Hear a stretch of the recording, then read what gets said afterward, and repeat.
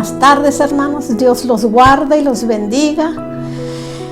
Esta tarde, que estén bien, que su familia esté bien. Bendito sea el nombre de nuestro Padre en los cielos. En el nombre de Jesucristo vamos a aprender más de la palabra de Dios.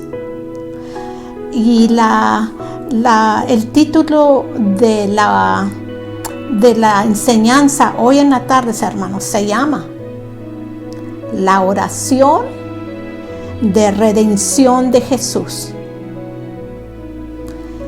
Al rendirse nuestro Señor Jesucristo a la voluntad de su Padre, todo lo entregó, hermanos, todo. Así es que voy a empezar.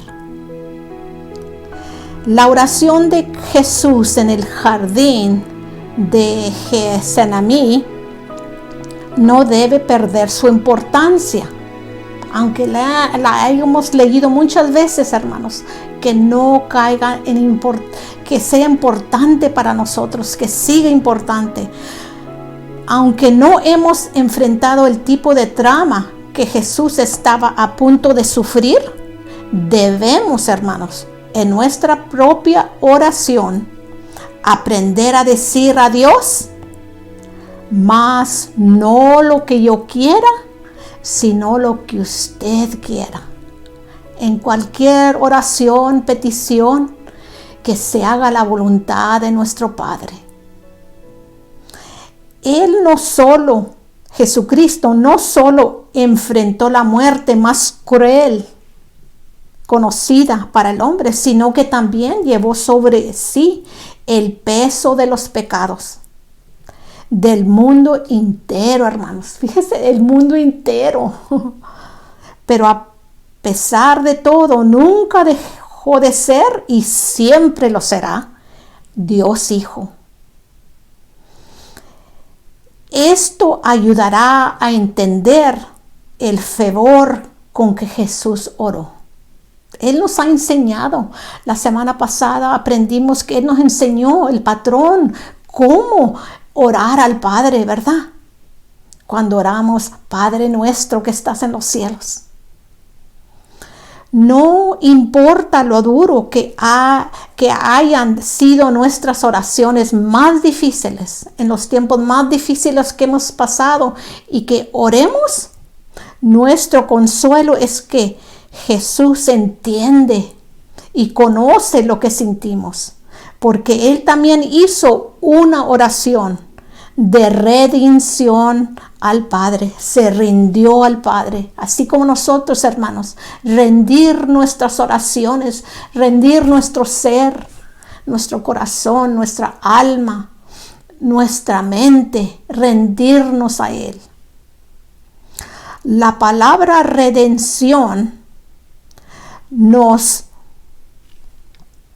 enseña, nos trae un serie de imágenes en nuestra mente, ¿verdad? Imaginamos. Literalmente significa cesar la resistencia y someterse a la autoridad de otra persona. Cuando una persona se rinde, entrega todos sus derechos a otro.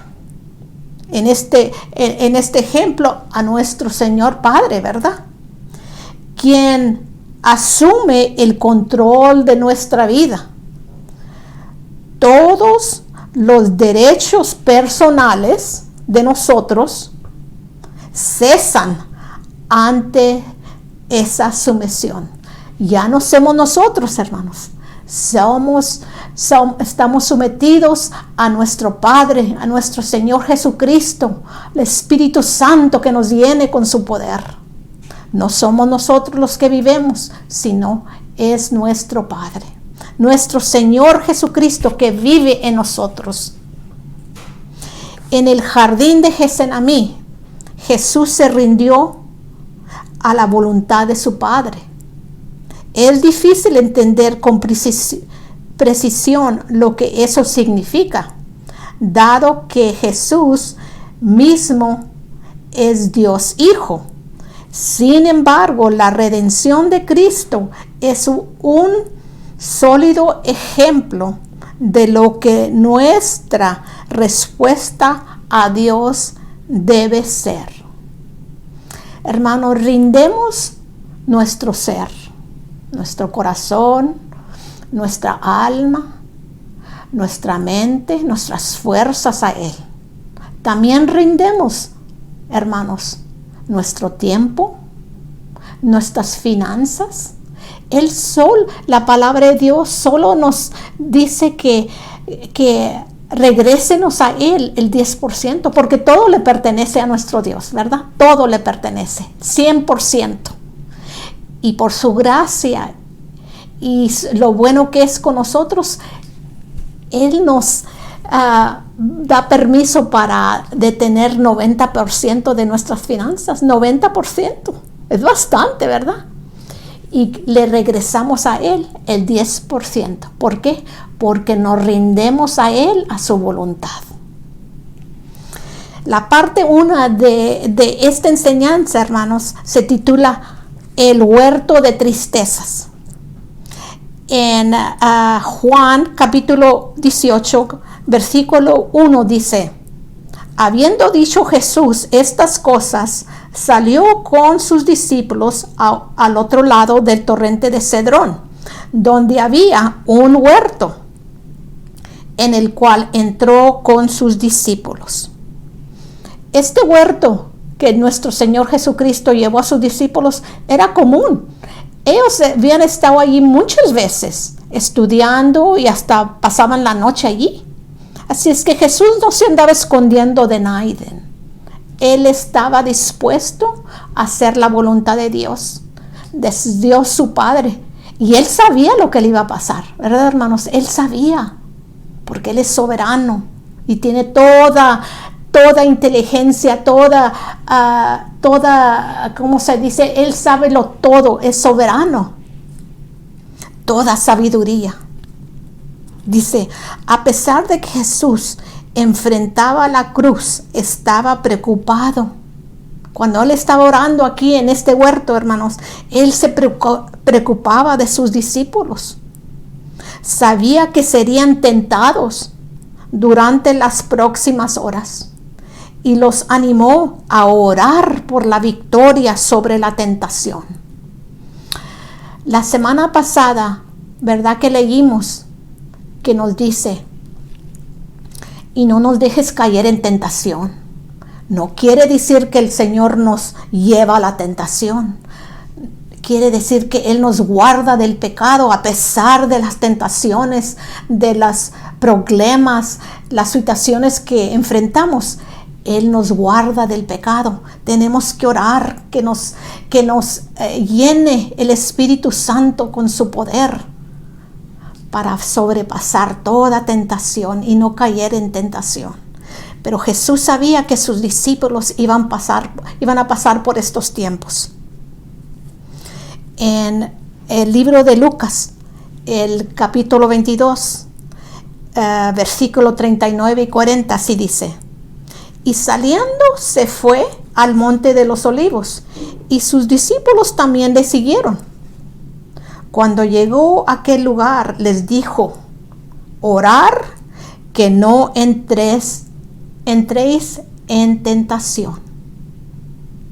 Ahora en este día, hermanos, nos dice nuestro Señor Jesucristo: orar que no entres en tentación.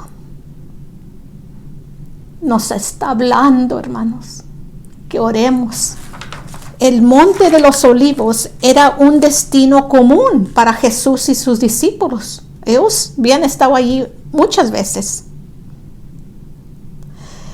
Es claro que Jesús y sus discípulos estaban familiarizados con el terreno y el lugar en general.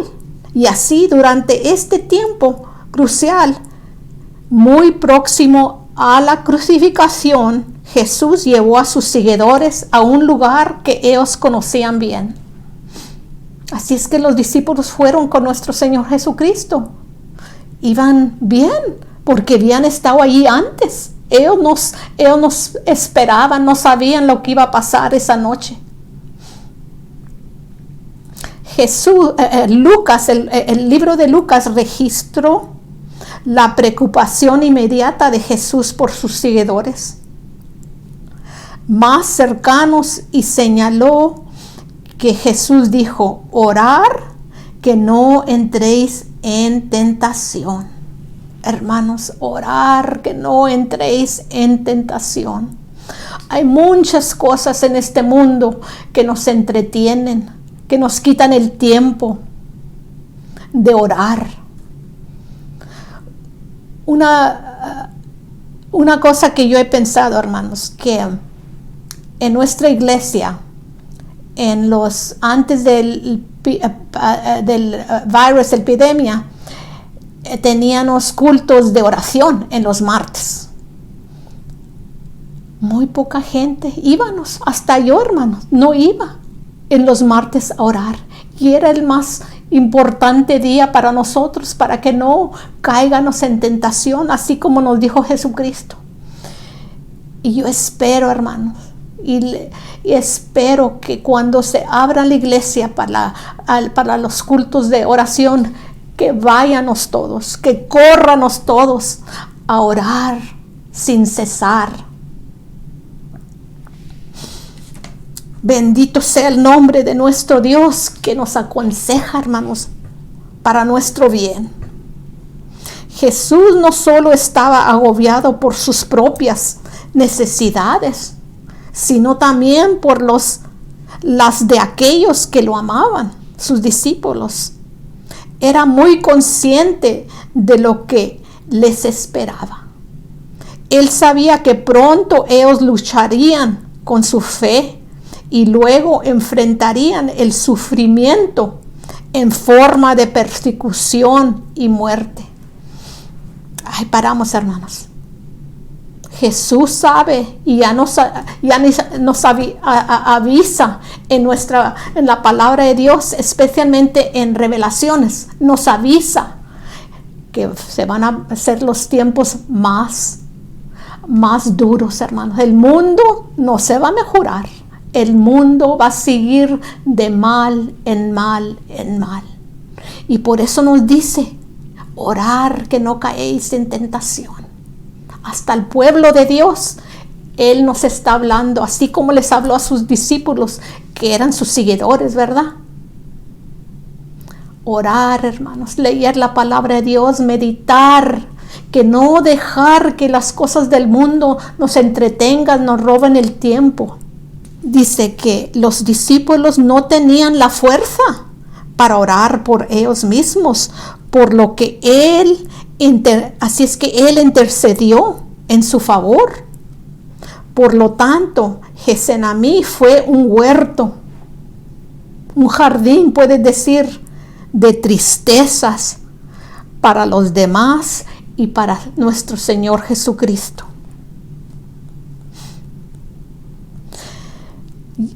Cuando nosotros nos pasamos por tiempos duros, hermanos, ya sea la pérdida de un querido, amado, de un trabajo, de la salud o otra pérdida traumática, la tristeza puede ser abrumadora.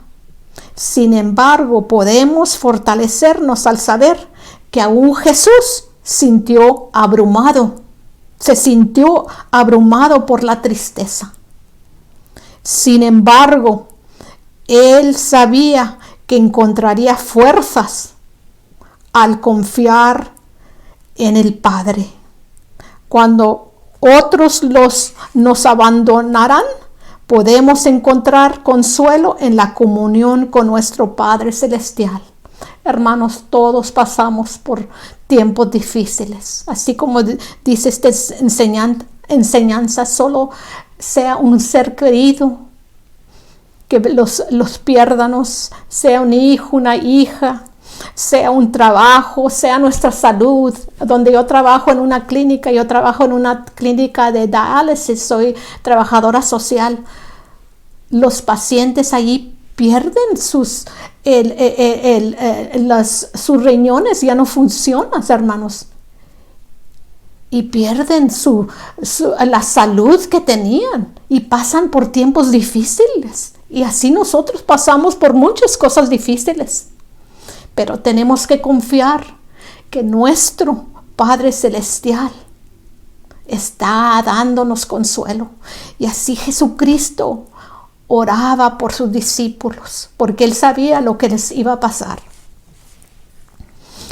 En el libro de Mateo, capítulo 26, versículo 37, dice, Mateo enfatiza la profunda emoción de Jesús del momento de Getsemaní.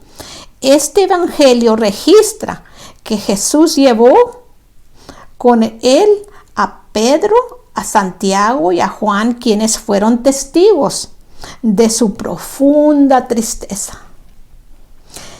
Aquí voy a leer este versículo en Mateo 26, 37. Dice, mi alma está muy triste hasta la muerte.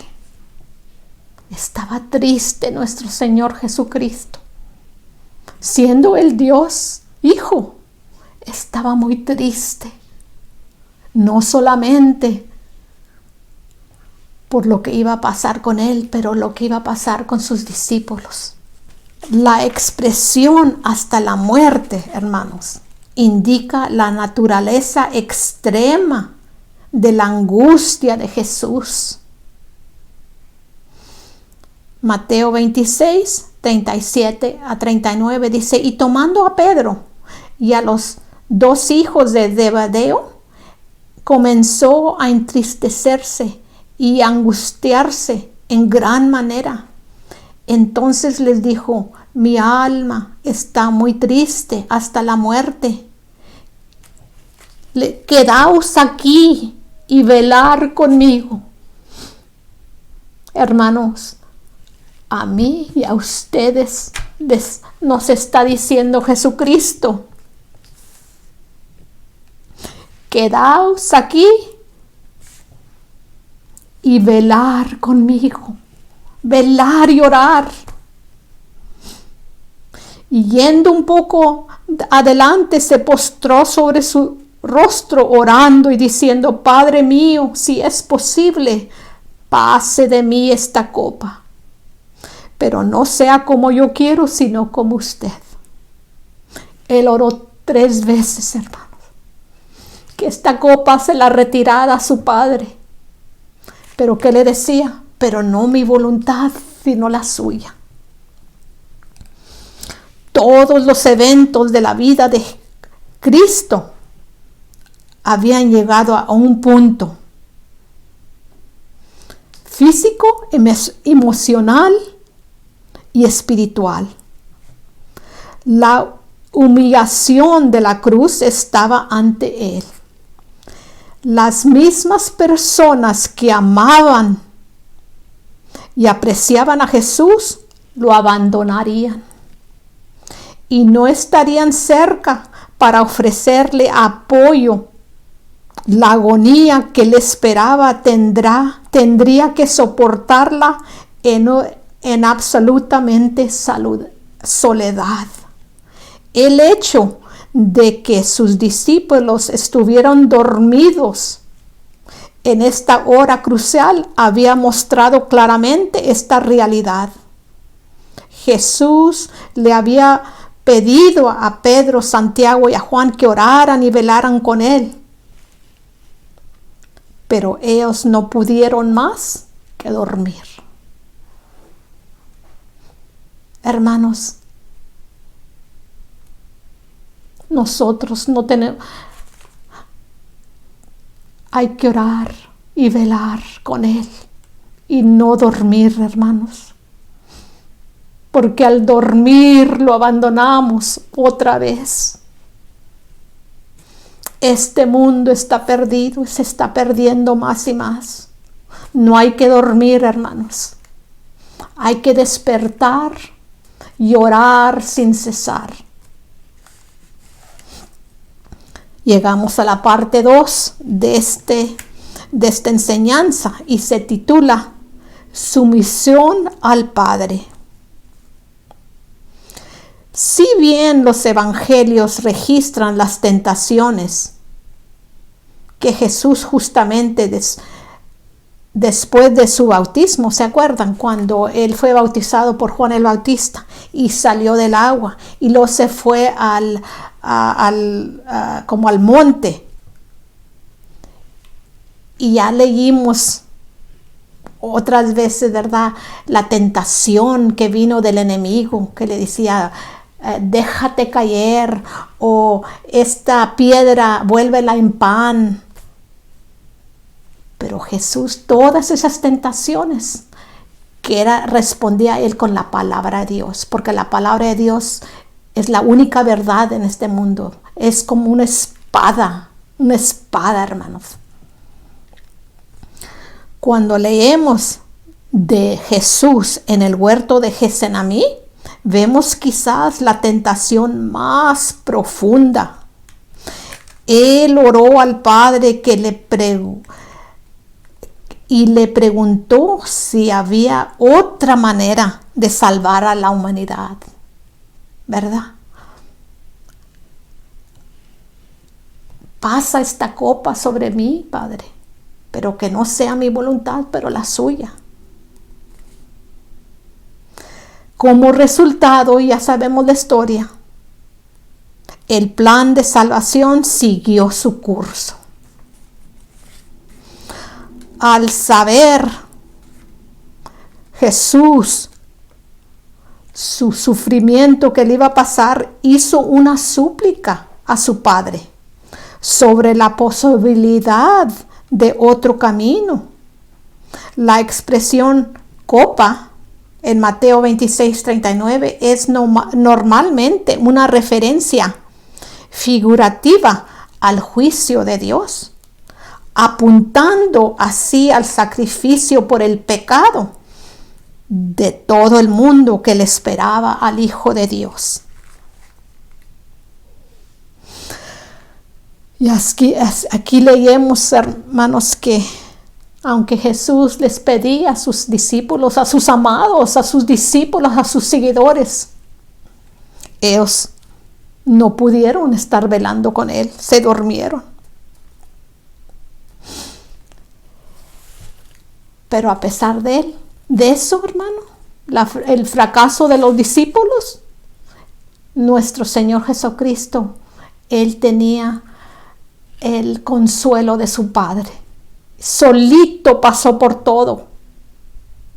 Así es que solo él tomó nuestros pecados. Siendo santo él, hermanos. Al tratar de comprender este clamor de Jesús, necesitamos recordar su humanidad. Jesús era plenamente humano y plenamente divino. Hay una cosa interesante en la Biblia. ¿Se acuerda que hemos hablado de que la palabra de Dios es todo un libro?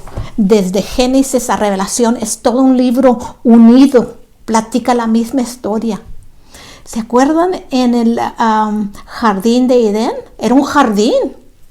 Y allí cayó el hombre, ¿verdad? Cayó el hombre en pecado. Ahora estamos platicando del jardín de Getsemaní. Allí fue la victoria que nuestro Señor Jesucristo murió, empezó su sufrimiento para ser redentor de todo el mundo. Qué interesante, ¿verdad, hermanos? El jardín de Edén fue el pecado del hombre.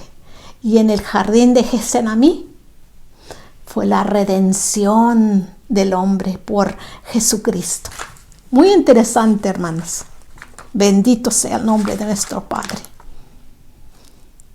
Al tratar de comprender este clamor de Jesús, necesitamos recordar su humanidad. Jesús era plenamente humano y plenamente divino.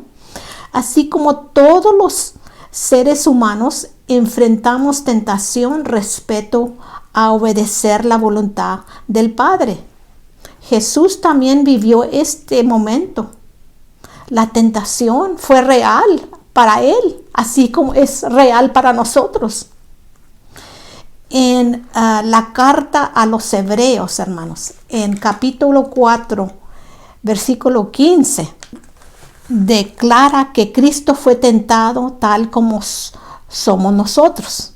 Porque así dice ese versículo. Dice, porque no tenemos un sumo sacerdote que no pueda compadecerse de nuestras debilidades, sino uno que fue tentado en todo según nuestra semejanza, pero sin pecado. ¿Verdad? Sin pecado fue Jesucristo, aunque fue tentado. Y por eso Él nos aconseja, nos exhorta, oren para que no caigan en tentación, para que no caigan en pecado cuando llegue la tentación. En la oración de Cristo a su Padre observamos que su lucha dio paso a completa sumisión. La voluntad del Padre era que Jesús sufriera. Esa fue la voluntad, hermanos.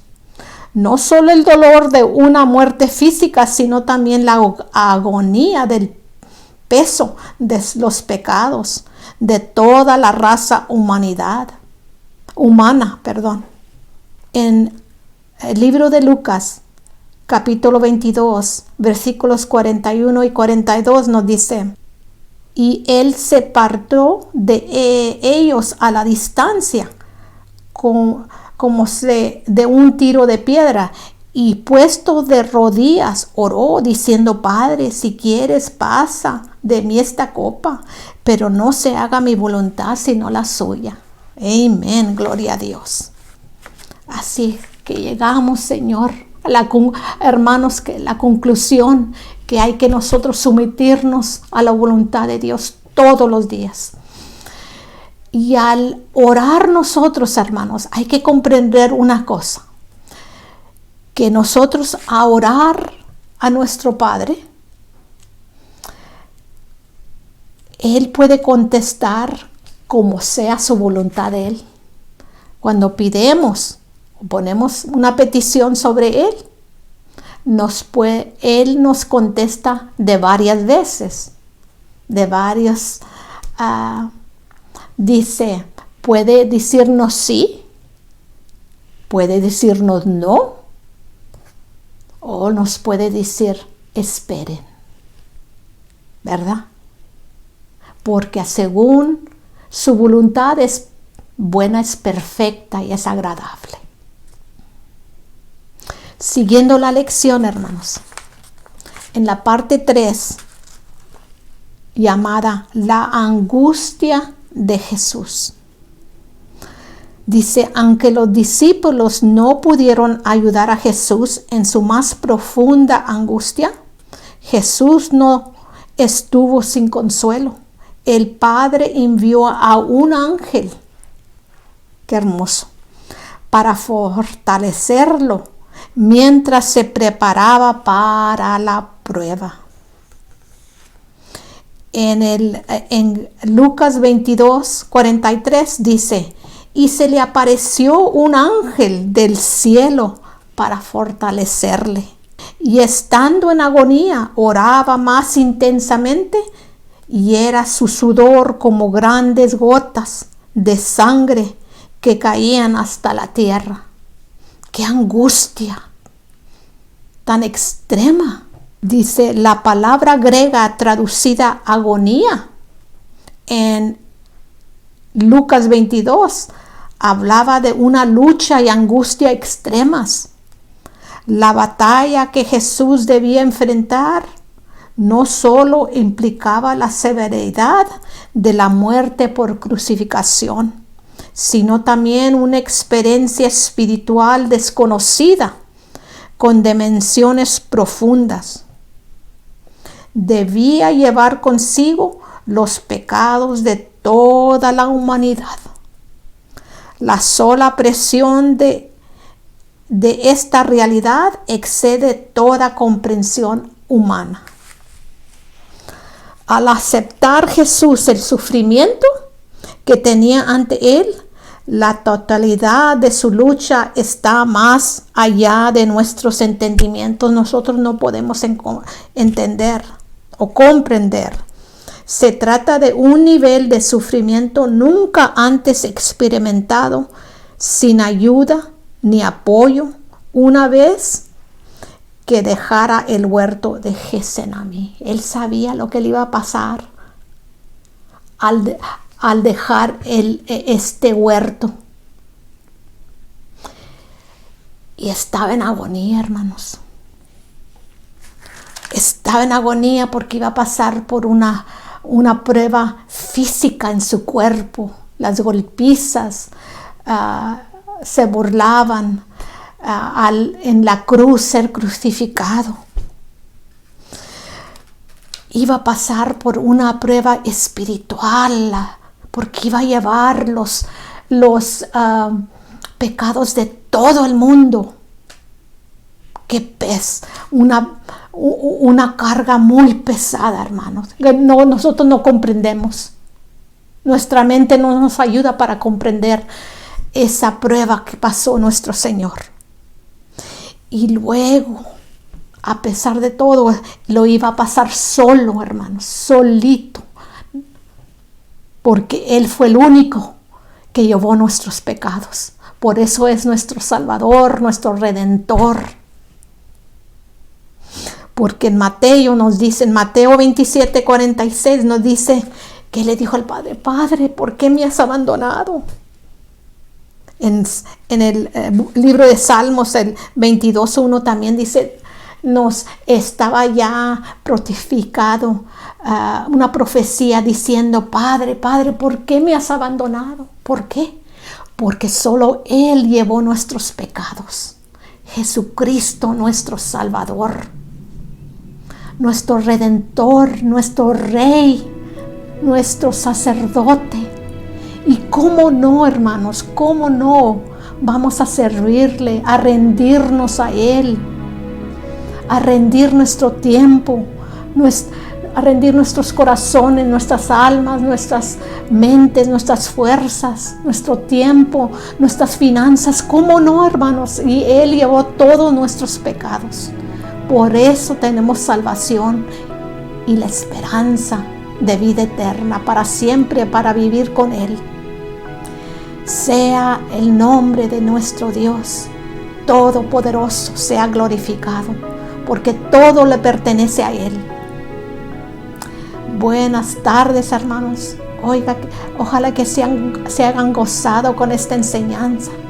Y hay que orar sin cesar, hermanos. Hay que animarnos unos a los otros. Dios los guarde y los bendiga. Que esté bien, que su familia esté bien. Gracias por escuchar. En el nombre de Jesucristo, gracias. Amén, amén y amén.